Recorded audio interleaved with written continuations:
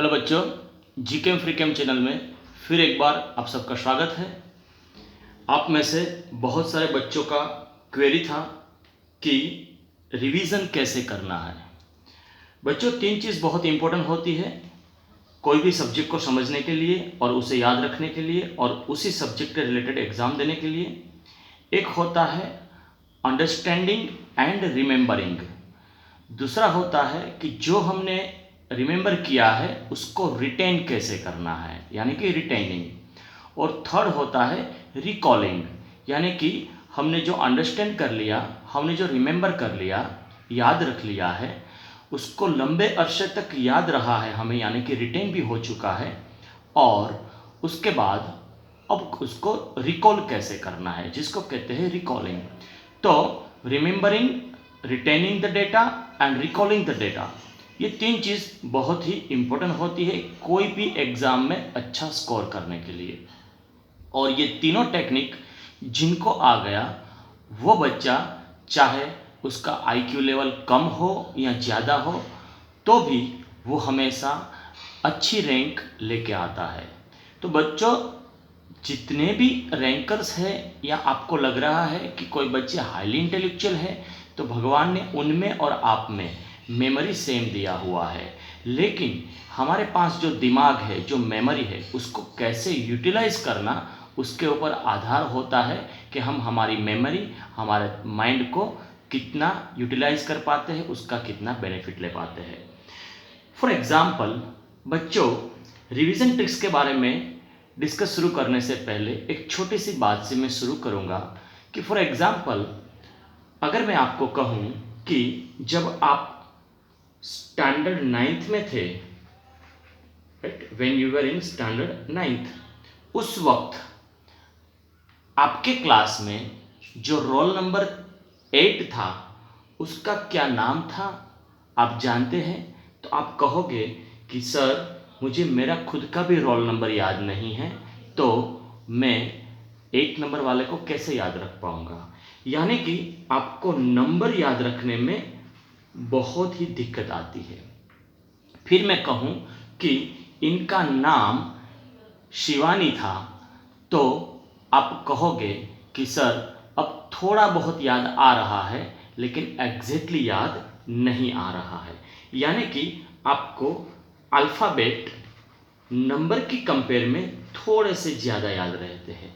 और अब मैं शिवानी का फ़ोटो अगर आपको दिखा दूं तो आप कहोगे कि हाँ हाँ सर, ये लड़की को मैं जानता हूँ, ये लड़के के पिताजी रिलायंस इंडस्ट्रीज़ में थे, ये लड़की गुरुद्वारा के पास रहती थी, एक बार ये लड़की क्लास में रोई थी, उनके पिताजी भी उनको मिलने के लिए आते थे, उनका भाई उनको छोड़ने के लिए आते थे।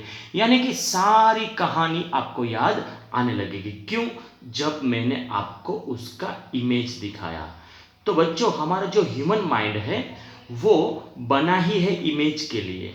हमें सबसे ज़्यादा इमेज याद रहती है और उससे कम अल्फ़ाबेट याद रहते हैं, यानी कि डिस्क्रिप्शन, लंबे लंबे पैराग्राफ्स है, लंबी लंबी थियरी है, वो हमें इतनी अच्छी तरह याद नहीं रहती जितनी अच्छी तरह हमें इमेजेस याद रहती है। शायद इसीलिए आपको कोई भी मूवीज़ बहुत अच्छी तरह याद रहता है, लेकिन केमिस्ट्री की लंबी लंबी थियरी आपको याद नहीं रहती।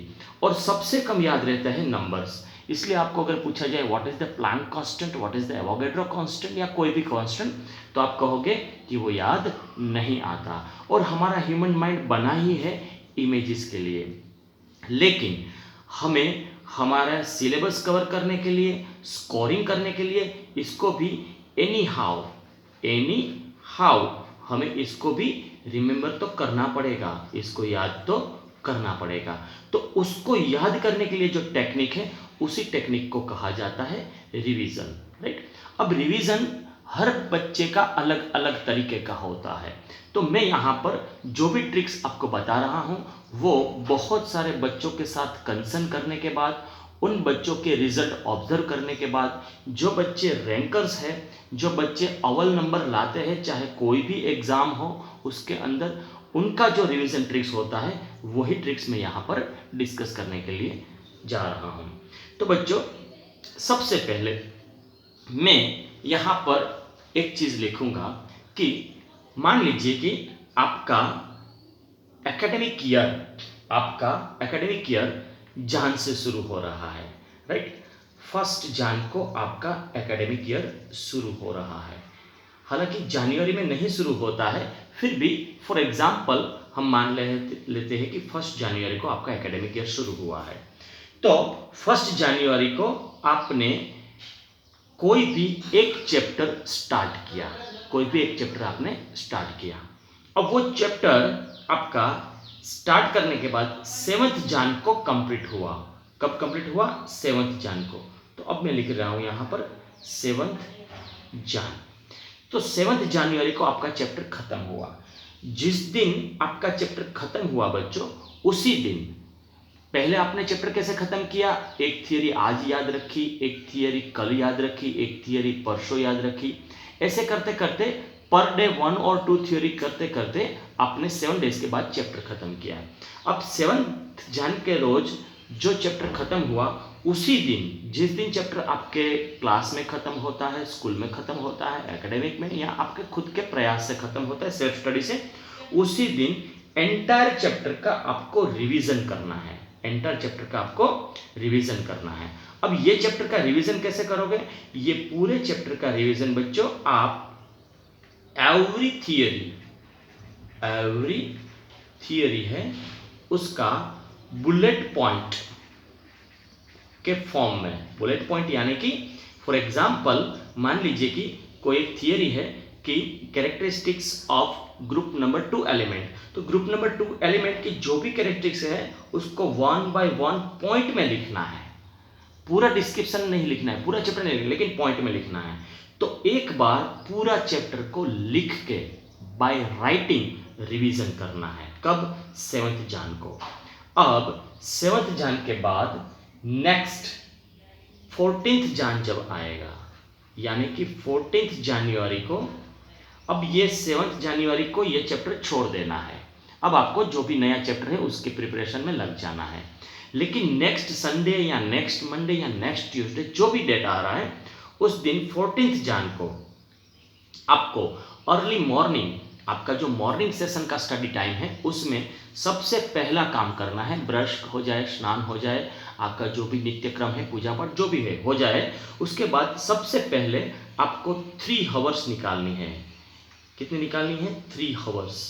तो इनिशियली आपका जो 3 आवर्स है, वो 3 आवर्स में आपको यही चैप्टर रिवाइज करना है। कौन सा? जो 7th जान को आपने रिवाइज किया था। ये 7th जान वाला चैप्टर आप 3 आवर्स में रिवाइज करोगे तो होगा ये कि पूरा चैप्टर 3 आवर्स नहीं लेगा, उसमें से 2 आवर्स है, जो 2 आवर्स है वो चली जाएगी आपका चैप्टर को रिवीजन करने में। अब यहां पर कैसे रिवीजन करोगे बच्चों? यहां पर आप पूरे चैप्टर को एक बार रीड करोगे, पूरे चैप्टर को एक बार रीड करोगे, और रीड करने के बाद आपकी नोटबुक हो, टेक्स्ट बुक हो, या एकेडमिक का कोई भी लिटरेचर हो, उसको आप क्लोज कर दोगे। और क्लोज करने के बाद आप अब आपका ये जो चैप्टर के जितने भी एमसीक्यू है वो एमसीक्यू सॉल्व करोगे। तो 2 आवर्स गया आपका चैप्टर को रिवाइज करने में, और बाकी की जो 1 आवर्स है वो 1 आवर्स में आपको ये चैप्टर के जितने भी एमसीक्यू आपको अवेलेबल है आपके पास, वो एमसीक्यू 1 आवर्स में करना है। मान लीजिए कि 1 आवर्स में आपके 10 एमसीक्यू हुआ, या 5 एमसीक्यू हुआ, या 3 एमसीक्यू हुआ, नो मैटर।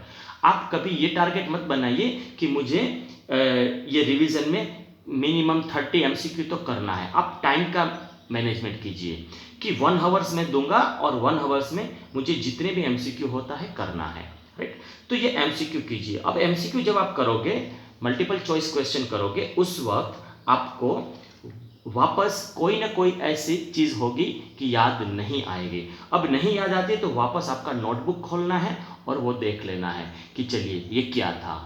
आपको अचानक याद आएगा कि अरे यार ये थियरी में ये चीज़ तो मैं भूल रहा हूँ, तो नोटबुक खोल लेना है, खोल के वो चीज़ पढ़ लेनी, पढ़ने के बाद वापस एमसीक्यू स्टार्ट करना है। रिवीजन का मतलब ये नहीं है कि एक बार पढ़ लिया तो फिर वापस नोटबुक नहीं खोलना है। कोशिश ये करनी है कि नोटबुक खोलना न पड़े, नोटबुक खोल के ही आपको एमसीक्यू नहीं सॉल्व करना है। लेकिन एमसीक्यू करते करते कहीं पर आपकी अगर लिंक डिस्टर्ब होती है, कुछ चीज़ रिकॉलिंग नहीं हो पाती, तो डेफिनेटली आपको वापस वो थियरी देखनी है और पढ़नी है, पढ़ने के बाद वापस एमसीक्यू करना है। तो वो 1 आवर में आप एमसीक्यू करोगे, राइट। और जो भी एमसीक्यू आपके पास अवेलेबल है, चाहे पिछले 30 ईयर्स का हो, आपके किसी एग्जाम के हो, कोई भी एमसीक्यू हो। अब 14 जन के बाद वापस नेक्स्ट 7 डेज, यानी कि 21 जन को अब मुझे क्या करना है, अब ये 21 जन को वापस मॉर्निंग के 3 आवर्स देना है, किस में, रिवीजन में। अब ये 3 आवर्स जो रिवीजन का देंगे, जिसके अंदर अब मेरा ये जो चैप्टर है वो सिर्फ 1 ही घंटा लेगा, यानी कि 1 आवर्स होगा रिवीजन का। आपको पूरा चैप्टर जितनी भी थियरीज है विद इन 1 आवर आप आसानी से पढ़ लोगे। क्यों? क्योंकि ऑलरेडी 15 दिन में 2 बार हो चुका है ये चैप्टर, तो विद इन 1 आवर आप आसानी से पूरे चैप्टर को रिवाइज कर लोगे। अब मेरा जो 2 आवर्स का रिवीजन था वो हो गया 1 आवर्स का, तो रिमेनिंग 2 आवर्स है, उसमें मुझे क्या करना है बच्चों, अब ये जो रिमेनिंग 2 आवर्स है उसमें मुझे अब ये बार 1 आवर करना है एमसीक्यू, ये क्या होगा 1 आवर, और रिमेनिंग 1 आवर करना है डिस्क्रिप्टिव क्वेश्चन। बच्चों डिस्क्रिप्टिव क्वेश्चन की बात कर रहा हूं मैं, जो बोर्ड में पूछा जाता है, उसके लिए आपको देना है 1 आवर्स। क्योंकि जब आप डिस्क्रिप्टिव क्वेश्चन करोगे उसमें जितना अच्छा रिवीजन हो पाएगा उतना शायद एमसीक्यू में, और जब आप पढ़ाई करते हो तभी भी नहीं होता। क्योंकि जब आप कोई भी चीज़ को लिखते हैं तब आपका जो इल्यूजिव मेमोरी है उसका आपको पता चल जाता है। इल्यूजिव मेमोरी का मतलब आपको ये भ्रम होता है कि मुझे ये आता है, लेकिन जब लिखने के लिए बैठते हैं तब आपको पता चलता है कि नहीं मैं मानता था लेकिन मुझे याद नहीं आता। तो यहां पर मैं 1 आवर्स आपको डिस्क्रिप्टिव क्वेश्चन के लिए बोल रहा हूं। अब डिस्क्रिप्टिव क्वेश्चन के लिए आपको आपकी एनसीईआरटी के एंड ऑफ द चैप्टर के जो भी प्रैक्टिस क्वेश्चन है वो ले लीजिए, या फिर आप कोई एकेडमी में जा रहे हैं तो उनके डिस्क्रिप्टिव क्वेश्चन ले लीजिए, और कुछ नहीं मिलता है तो लास्ट 13 ईयर्स के बोर्ड के, अलग अलग बोर्ड के, आपके स्टेट के बोर्ड के और आपके अलावा बाकी अलग अलग स्टेट के बोर्ड के एग्जाम के क्वेश्चन हैं, वो आप प्रैक्टिस कर सकते हैं। तो अब यहां पर ये करना है। अब यहां जो 1 आवर रिवीजन करना है वो इनसे डिफरेंट है। यहां पर हमने बच्चों कैसे रिवीजन किया था, यहां पर हमने रिवीजन किया था लिखकर, यहां पर हमने रिवीजन किया था सिर्फ पढ़ाई करके। अब यहां पर हमें 1 आवर में कैसे रिवीजन करना है, अब यहां 1 आवर्स में बच्चों जैसे ही पूरी चैप्टर आप पढ़ लेते हो तो चैप्टर को क्लोज करके एक बार आपने जो पढ़ा है उसको आंख बंद करके इमेजिनेशन करना है, जिसको इंग्लिश में मुटिंग कहा जाता है और हमारे हिंदी में मनन कहा जाता है। अब यहां पर आप मनन करोगे, कैसे मनन करोगे, फॉर एग्जाम्पल आपने समझ लीजिए कि कोई भी एक रिएक्शन पढ़ा है, प्रिपरेशन ऑफ अल्कोहल, तो प्रिपरेशन ऑफ अल्कोहल को के लिए वो थियरी पढ़ने के बाद नोटबुक बंद करके आंख बंद करके सोचना है कि मैंने क्या पढ़ा। तो मैंने पढ़ा कि अल्कोहल को कैसे प्रिपेयर किया जाता है, अब उसके लिए मैंने क्या रॉ मटेरियल लिया, तो आंख बंद कर याद करना है कि मैंने रॉ मटेरियल के लिए मैंने हेलो अल्केन लिया। ओके, हेलो अल्केन के लिए बाद मैंने क्या लिया, अच्छा उसके बाद मैंने लुकास रिएजेंट लिया। ये लुकास रिएजेंट क्या होता है, ये लुकास रिएजेंट होता है ZnCl2 + HCl। अच्छा उसमें से क्या बना, अल्कोहल। तो क्या मैं एरोमेटिक एलिफेटिक दोनों अल्कोहल बना सकता हूँ। बस ऐसे मन में सोचते जाना है और रिविजन करते जाना है। पहले पढ़ लिया थियरी, बाद में आपने मनन किया। अब ये 1 आवर्स आप ऐसे करोगे। ये हुआ आपका 3rd टाइम रिवीजन। नेक्स्ट अब 28 जन को, नाउ आप 28 जन को जब पढ़ाई करने के लिए बैठोगे तो सुबह मॉर्निंग के सेशन में अगेन आपको 3 आवर्स देना है। कुल मिलाकर बच्चों डेली के 3 आवर्स आपके रिवीजन के होने चाहिए। अब ये जो 3 आवर्स है उसके अंदर आप क्या करोगे, 1 आवर जैसे हमने किया था वैसे ही क्या करोगे, मनन करोगे। आप बच्चों क्या करोगे, मनन करोगे। थियरी पढ़ लिया, पढ़ने के बाद आंख बंद कर दी और इमेजिनेशन किया कि मैंने क्या क्या पढ़ा है। और रिमेनिंग 2 आवर्स है उसमें सेम यही प्रैक्टिस करोगे, एमसीक्यू प्लस डिस्क्रिप्टिव क्वेश्चन, यही आप करोगे 2 आवर्स। अब यहां पर और यहां पर जब यहाँ पर भी आपने एमसीक्यू किया, यहाँ पर भी किया और यहाँ, लेकिन जब आप यहाँ पहुँचोगे तो आप देखोगे कि अगर यहाँ पर आपके 5 एमसीक्यू हो रहे थे 1 आवर्स में, तो यहाँ पर आपके 2 आवर्स में 15 एमसीक्यू हो जाएंगे, और वही यहाँ पर आप आओगे तो आपका 30 एमसीक्यू होना शुरू हो जाएगा। यानी कि आपके क्वेश्चन की स्पीड भी बढ़ेगी और नंबर ऑफ क्वेश्चन की क्वांटिटी भी बढ़ेगी। और आपके सेम चीज होगा डिस्क्रिप्टिव क्वेश्चन में। यहां आपने डिस्क्रिप्टिव क्वेश्चन में क्वेश्चन को जितना जस्टिफाई किया, मेरा जस्टिफाई का मतलब है कि क्वेश्चन के लिए जितनी लाइंस लिखनी चाहिए थी, वो मान लीजिए कि 3 लाइन थी, तो यहां आप 4 लाइन में लिख पाओगे। यानी कि आपको यहाँ डिस्क्रिप्टिव क्वेश्चन को ज़्यादा अच्छी तरह जस्टिफाई कर पाओगे। यानी कि बोर्ड में जो क्वेश्चन पूछा है 4 मार्क्स का, तो 4 मार्क्स के लिए जितना लिखना चाहिए उतना आप यहाँ डिस्क्रिप्टिव क्वेश्चन में लिख पाओगे। अब ये 28th जान के बाद अब आपको ये चैप्टर का 1, 2, 3 और 4 टाइम्स रिवीजन हो गया। अब आपके माइंड को, आपके ब्रेन को, आपकी मेमोरी सेल को ये हैबिट हो जाती है कि एवरी 7 डेज मुझे ये फूड चाहिए। एवरी 7 डेज अगर आपने रिवीजन किया तो ही आप एग्जाम दे सकते हैं। अब हमें हमारे जो ब्रेन के सेल है उनको ये हैबिट से बाहर निकालना है। अब वो हैबिट से बाहर निकालने के लिए क्या करना है कि अभी आपको सीधा ही 28 फेब को ये चैप्टर उठाना है, तब तक ये चैप्टर के तरफ नहीं देखना है। तो 28 जान से 28 फेब के बीच यहाँ 30 डेज का डिफरेंस हो गया, और 13 डेज के बाद वो आपकी मेमोरी में कितना रिटेन रहता है उसकी यहाँ प्रैक्टिस हो जाएगी। यहाँ हमने 7 डेज का डिफरेंस रखा था, यहाँ हमने 30 डेज का कर दिया, क्योंकि हम हमारे ब्रेन सेल को वो प्रैक्टिस नहीं देना चाहते हैं कि उसको एवरी 7 डेज रिवीजन करना पड़े। अदरवाइज क्या होगा बच्चों कि जिस दिन आपका एग्जाम होगा मार्च या फरवरी में, या जब भी अप्रैल मई में जो जेडब्ल्यू का एग्जाम रहता है, तो उस दिन तो आप सारे चैप्टर तो नहीं कर पाओगे एक वीक से पहले। उसमें बहुत सारे चैप्टर ऐसे होंगे जो आपने 90 डेज पहले रिवीजन किया, बहुत सारे ऐसे होंगे जो 30 डेज पहले रिवीजन किया। तो आपके ब्रेन को रिटेनिंग, मेमोरी को रिटेन कैसे करना है, डेटा को रिटेन कैसे करना है, उसके लिए अब आपको 30 डेज का गैप दे देना है। अब क्या करोगे कि 28 फेब को वापस आप वही चैप्टर लेके बैठोगे, और हवर्स तो आपको 3 ही देना है, हवर्स तो आपको 3 देना है, लेकिन out of 3 hours again 1 hours आप कैसे चैप्टर को पढ़ोगे, जैसे 28 फेब जान को पढ़ा था। 28 जान को आपने क्या किया, चैप्टर को पढ़ा, फिर आपने मनन किया, आंख बंद करके इमेजिनेशन किया कि मैंने क्या पढ़ा है। सेम वे आपको करना है, जिसको हम कहते हैं इंग्लिश में मोटिंग या मनन। और रिमेनिंग 2 आवर्स है, जो रिमेनिंग 2 आवर्स है उसमें भी आपको क्या करना है, एमसीक्यू प्लस डिस्क्रिप्टिव क्वेश्चन, ये करना है 2 आवर्स में। अब ये जो सीक्वेंस है वो 28 फेब के बाद वापस नेक्स्ट अब करना है आपको 28 मार्च को, 28 मार्च को।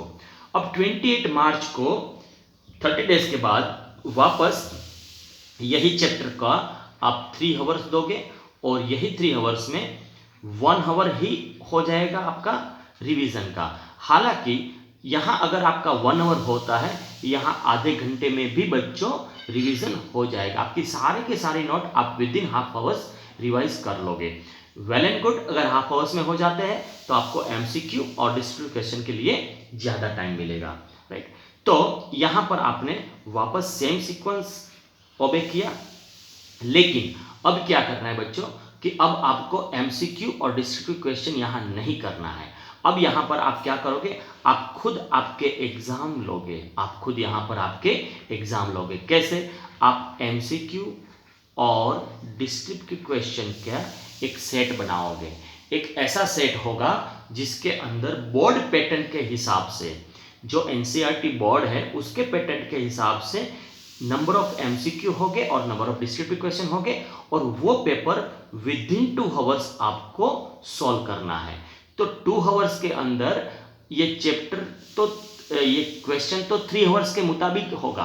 अब 3 आवर्स के क्वेश्चन पेपर के अंदर जितने क्वेश्चन होते हैं उतने ही क्वेश्चन लोगे, लेकिन आपको सोल्व करना है विद इन 2 आवर्स। इससे आपका स्पीड बढ़ेगा, क्योंकि जो क्वेश्चन आपको 3 घंटे में सोल्व करना है, उसके लिए आपने अपने आप को सिर्फ 2 घंटा दिया।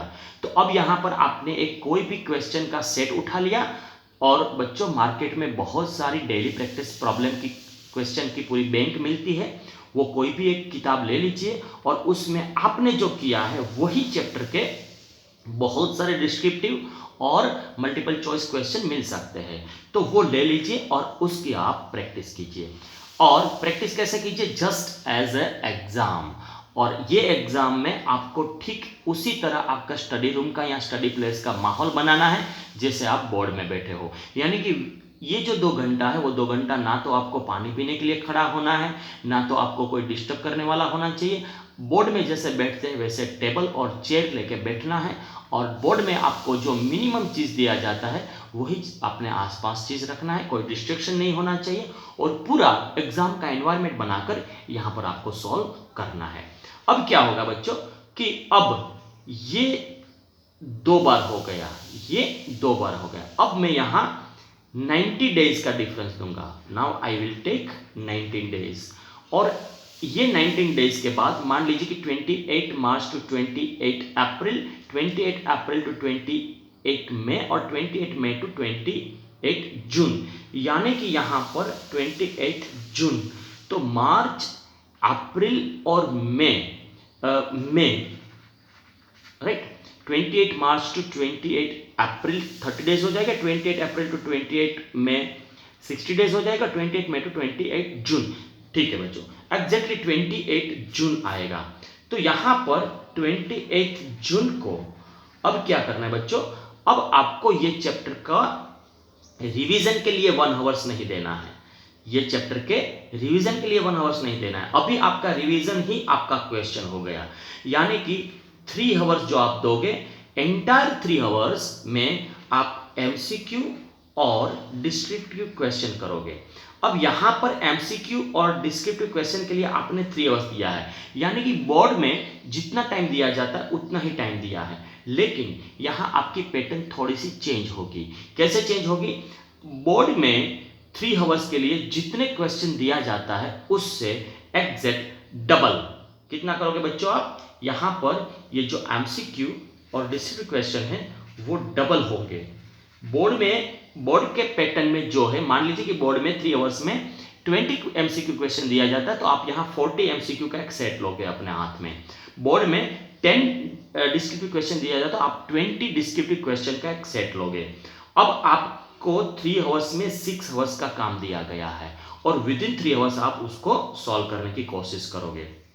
और यहां आपको रिवीजन की बच्चों बिल्कुल जरूरत नहीं पड़ेगी। अगर आपने हॉनेस्टली 1 2 3 4 5 और 6 टाइम्स किया है रिवीजन, तो मैं मानता हूं जरूरत नहीं पड़ती है। और मेरे सामने ऐसे बहुत सारे बच्चे हैं जिनके मैं रोज के रोज कांटेक्ट में हूं कि जिनको रिवीजन में बुक्स की जरूरत नहीं पड़ती, वो सिंपली क्वेश्चन ही सीधे सॉल्व करते हैं। और अल्टीमेटली बच्चों आपको थियरी की नहीं, क्वेश्चन के मार्क्स मिलते हैं, इसलिए आपको मेन प्रैक्टिस तो क्वेश्चन की ही करनी चाहिए, चाहे रिवीजन हो या रेगुलर प्रैक्टिस हो।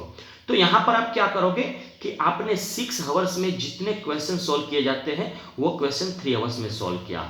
अब एवरी 90 डेज आपको सेम प्रैक्टिस करना है until exam, up to the exam date, up to the exam date। अब एग्जाम का जो डेट आता है वो मान लीजिए कि इसके 2 महीने के बाद आता है या इसके 3 महीने के बाद आता है, जब भी आता है। और यहां आपने जब से शुरू किया है, यहां पर आपने जब से शुरू किया है, तो यहां पर up to the exam date आपको यही सीक्वेंस मेंटेन करना है। एवरी 90 डेज आप क्वेश्चंस निकालोगे और उसको सॉल्व करोगे, ये भी एक रिवीजन ही है। अब यहां पर 7th जान को आपने एक चैप्टर खत्म किया है, राइट, लेकिन साथ साथ एक ऐसा भी चैप्टर होगा जो 8th जान को खत्म हुआ है, तो 8th जान वाला चैप्टर है वो आप 15 जान को रिवाइज करोगे। सिमिलरली एक चैप्टर ऐसा भी होगा कि जो आपने 9th जान को खत्म किया है, वो चाहे फिजिक्स का हो, केमिस्ट्री का हो, मैथ्स का हो या बायोलॉजी का हो, तो वो चैप्टर को आप 16 को करोगे। यानी कि कुल मिलाकर बच्चों आप देखोगे तो आपका रिवीजन डेली का हो जाएगा। आपका जो रिवीजन शेड्यूल है बच्चों, मैं कह रहा हूं कि आपका जो रिवीजन शेड्यूल है वो सिर्फ 1 और 2 दिन का नहीं होगा। मैं यहाँ ये कह रहा हूँ कि आपका जो रिवीजन शेड्यूल है वो डेली का रहेगा। वो डेली, यहाँ मैंने पर वीक या पर मंथ या पर 90 डेज लिखा है, वो पर्टिकुलर एक चैप्टर के लिए लिखा है। लेकिन ऐसे चैप्टर तो रोज रोज खत्म होते रहेंगे, तो आपका रिवीजन शेड्यूल डेली 3 आवर्स का हो गया, डेली 3 आवर्स का हो गया। तो अब आपको कंफ्यूजन ये होता है कि सर डेली 3 आवर्स अगर हम रिवीजन करते हैं तो बाकी सब सब्जेक्ट के लिए कैसे टाइम निकाल पाएंगे। तो बच्चों ये पूरे वीडियो में मैंने बार बार ये जिक्र किया है कि आपको रिवीजन अर्ली मॉर्निंग करना है। मान लीजिए कि आपका शेड्यूल 7 o'clock शुरू होता है या 8 o'clock शुरू होता है, तो शुरू के आपके दिन के शुरू के 3 घंटे आपको रखना है इसमें। मैं इसलिए शुरू के 3 घंटे कह रहा हूँ क्योंकि जब आप अर्ली मॉर्निंग बहुत अच्छी सी नींद लेकर उठते हैं तब आपके ब्रेन के जो सेल है वो हाईली प्रोडक्टिव होते हैं और उस वक्त उसमें कोई भी चीज़ है वो अच्छी तरह रिटेन की जाती है। और ये रिवीजन और कुछ नहीं है, मेमोरी को रिटेन करने की ट्रिक है। तो आपको डेली के 3 आवर्स करना है। तो अब हम पूरे साल का शेड्यूल के बारे में देखते हैं बच्चों कि डेली का शेड्यूल हमारा क्या रहेगा। तो एक आदर्श स्टूडेंट और जो स्टूडेंट ने ठान लिया है कि नहीं मुझे अच्छी रैंक लानी है, उनके लिए बच्चों मॉर्निंग के अगर मैं बात करूं मॉर्निंग, तो मॉर्निंग में 3 आवर्स आपके हो गए रिवीजन के, यानी कि आपने वही चीज रिवाइज किया जो ऑलरेडी आपने पढ़ लिया है। और बाकी के जो 3 आवर्स है वो न्यू लर्निंग के लिए होगा। वो क्या होगा? New learning. अब ये न्यू लर्निंग है वो in the form of attending the class हो सकता है, in the form of self study भी हो सकता है। जो बच्चे घर रह के पढ़ाई करते हैं वो सेल्फ स्टडी 3 आवर्स कर सकते हैं, या अगर आप किसी क्लासेस में जाते हैं तो वहां पर भी हो गया ये 3 आवर्स, यानी कि वो लर्निंग के लिए हो गया। ये 3 आवर्स सब बच्चों के लिए वेरिएबल होगा। किसी ने स्कूल में 3 आवर्स लर्निंग किया, किसी ने एकेडमी में किया, किसी ने सेल्फ स्टडी में किया। तो ये ज़्यादातर नून टाइम में होता है, यानी कि दोपहर के टाइम में, राइट। इन बिटवीन, ये नून यानी कि मैं कह रहा हूँ इन बिटवीन 10 to 3, सुबह 10-11 बजे से शुरू होता है और 3 बजे के बीच में ये होता है। अब शाम को, अब आपको शाम को 3 आवर्स, आपको शाम को 3 आवर्स, सॉरी यहां पर मैं लिखूंगा 2 आवर्स, आपने जो न्यू लर्निंग किया है उसकी नोट प्रिपरेशन में देना है। यानी कि जो न्यू लर्निंग किया है उसकी नोट प्रिपरेशन, उसका नोट प्रिपरेशन। और नोट प्रिपरेशन भी एक अपने आप में बहुत बड़ी टेक्निक है, बहुत बड़ी ट्रिक है। आपके पास जितनी अच्छी नोट होगी उतने ही अच्छा आप रिवीजन कर पाओगे। तो how to prepare a best note, उसके लिए हम अलग से लेक्चर देंगे, लेकिन अभी आप ऐसा समझ लीजिए कि आपने बहुत ही अच्छी तरीके से एक नोट्स बनाई है, वही नोट आप रेगुलर बेस पर बनाओगे। जैसे कि ये 3 घंटे में आपने जो भी पढ़ा, चाहे बाय वीडियो पढ़ा है, बाय ट्यूशन पढ़ा है या बाय स्कूल पढ़ा है, वो पढ़ाई का आप खुद अपना हिसाब से नोट बनाओगे। और बच्चों नोट्स कभी भी किसी की यूज़ नहीं करनी चाहिए, वो चाहे आपके फैकल्टी हो, आपके टीचर्स हो, या आपका दोस्त हो, या लास्ट ईयर का रैंकर हो। नोट्स हमेशा अपनी खुद की ही होनी चाहिए, क्योंकि जब आप नोट्स बनाते हैं तो उस हिसाब से नोट्स बनाते हैं जो आपका ब्रेन एक्सेप्ट करता है। अगर आपने किसी और की नोट्स ले ली तो वो नोट वो हिसाब से जो नोट्स को उसके ब्रेन ने या उन्होंने एक्सेप्ट किया था, लेकिन हर किसी का ब्रेन सेम नहीं होता है। जैसे सबका फूड अलग होता है, सबका फैमिली डॉक्टर अलग होता है, सिमिलरली आपके नोट्स भी आपके खुद के ही होने चाहिए और आपके स्पेशल होने चाहिए। तो 3 घंटा आपने दिया सुबह रिवीजन का, 2 घंटा इन द इवनिंग टाइम आपने दिया, इवनिंग टाइम में आपने दिया नोट प्रिपरेशन का। और अगेन ये 3 आवर्स है वो जिस दिन जो भी थियरी आपने पढ़ा, आज समझ लीजिए आपने 1 घंटा केमिस्ट्री पढ़ा है, 1 घंटा फिजिक्स पढ़ा है और 1 घंटा मैथ्स पढ़ा है, तो ये तीनों सब्जेक्ट के मिलाकर टोटल 90 MCQ होना चाहिए। एक सब्जेक्ट के जो भी पढ़ा, आज समझ लीजिए 2 घंटा आपने केमिस्ट्री पढ़ा तो दोनों के 60 क्वेश्चन होना चाहिए। 1 घंटा केमिस्ट्री पढ़ा तो एक केमिस्ट्री के 30, फिजिक्स के 30 और मैथ्स के 90 होना चाहिए। 3 घंटा आपने मैथ्स पढ़ा तो मैथ्स के 90 होना चाहिए। लेकिन डेली 90 एमसीक्यू का एक सेट पूरा आपके पास होना चाहिए और ये 90 एमसीक्यू आपको सॉल्व करना है विद इन 3 आवर्स।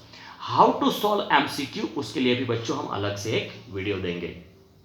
तो यहां पर आपको 3 आवर्स में 90 एमसीक्यू, जिसको हम कहेंगे, ये जो 3 आवर्स है उसको कहेंगे डेली प्रैक्टिस। डेली प्रैक्टिस यानी कि आपने लर्निंग कर लिया, उसकी नोट्स बना ली, अब वो नोट्स और लर्निंग के बेस पर आप क्वेश्चन सॉल्व करोगे और इस तरह आपका डेली का बच्चों 6+2 यानी कि 8 आवर्स का शेड्यूल बन गया। कितना बन गया? 8 आवर्स का। और ये 8 आवर्स में और 3 आवर्स रिवीजन का, 3 आवर्स रिवीजन का, यानी कि 9+2 11 आवर्स हो गया। ये कितना हो गया? 11 आवर्स का शेड्यूल बन गया। अब आपको लगता है कि सर हम लोग 8 आवर्स तो स्कूल में देते हैं तो 11 कैसे करेंगे? तो बच्चों आप एग्जैक्ट 8 आवर्स स्कूल में नहीं देते। 8 आवर्स स्कूल के अंदर आप हार्डली 3 आवर्स ही लर्निंग करते हैं, तो ये 3 आवर्स यहाँ लर्निंग का कट गया। तो आपको 11 आवर्स में से टोटल अभी आपको 8 आवर्स का ही काम करना है। अब 8 आवर्स में आपको जो घर पे करना है वो हो गया रिवीजन और नोट प्रिपरेशन और एमसीक्यू। और कई बार ऐसा भी होता है कि पूरी थियरी कंप्लीट नहीं हुई है, आधी थियरी हुई है, उस दिन आपको कभी भी एमसीक्यू नहीं करना है अनटिल अनलेस एंटायर थियरी नहीं हो जाती है। अगेन मैं रिमाइंड कर रहा हूं बच्चों, मैं एंटायर चैप्टर की बात नहीं कर रहा हूं, एंटायर थियरी की बात कर रहा हूं। तो जब तक एंटायर थियरी नहीं हो जाती है तब तक आपको एमसीक्यू नहीं करना है। तो आपके पूरे वीक में बहुत सारे दिन ऐसे भी होंगे कि जिसमें हाफ थियरी हुआ है, हाफ नहीं हुआ, तो उस दिन आपके ये 3 आवर्स प्रैक्टिस के भी नहीं रहेंगे, तो टोटल 5 आवर्स ही हो जाता है। तो ये 11 आवर्स है वो वेरिएबल रहेगा based on your track, based on your study strategy. तो अगर ऐसे 11 आवर्स और नियर अबाउट 11 आवर्स रोज की आप प्रैक्टिस करते हैं बच्चों, तो मैं नहीं मान रहा हूं कि आपकी रिवीजन ट्रिक के हिसाब से आपको कोई भी थियरी, कोई भी सब्जेक्ट एग्जाम के दिन धोखा देगा। मतलब ऐसा होगा कि याद नहीं आ रहा, वो डेफिनेटली याद आ जाएगा, लर्न बाय हार्ट हो जाएगा। चलिए आज के लिए हम इतना ही रखते हैं और ये वीडियो उन बच्चों के लिए डेफिनेटली शेयर करना जो बच्चे कोचिंग का फीस एफर्ड नहीं कर सकते हैं। ये वीडियो अब तक आपने सुना, उनके लिए आपका बहुत बहुत शुक्रिया। Wish you all the best and God bless you.